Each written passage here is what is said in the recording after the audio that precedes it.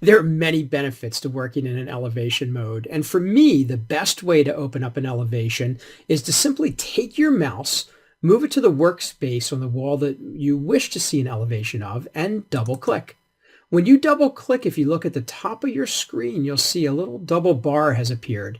If you hold your left button down on that, you can bring that down on the screen and size it to the appropriate size that you're looking for. Right now I have an elevation and a floor plan on my screen, but if I wanted to grab hold of that bar again and move it to be full screen elevation and double click in the middle of the elevation, I can make it full screen elevation as well. The nice thing about that line is you can adjust the size of your elevation and your floor plan as you desire. So let's go ahead and move the elevation to the middle. There is another way to open the elevation, and that is to click on a wall and to move up to the room layout tab and click on add elevation. It'll do the same thing, but it takes a few extra steps. Next, if you opened up an elevation, the first question I usually get is, how do I get rid of the elevation?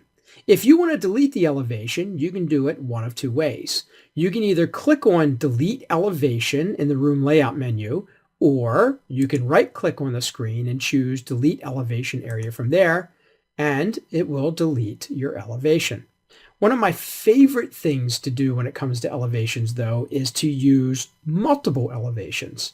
For instance, if I clicked within the workspace here and I double clicked, I would open an elevation. But if I use the Windows feature, which is to hold the control key down on the keyboard and click on multiple walls, I'm clicking inside the workspace. When I double click inside of any of those, I actually opened up elevations of all three walls. So if I looked at this wall, you would see I have the 232 and 7/16. If I looked at this wall, I have the 201 and 1/16, and then I have the right-hand wall on the right-hand side.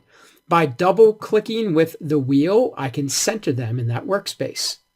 If I wish to add a cabinet, all I need to do is move over to my list and I can drag a base 18, drop it right on the middle wall on the floor plan, and you'll notice that as I move on the floor plan, it also moves in the elevation.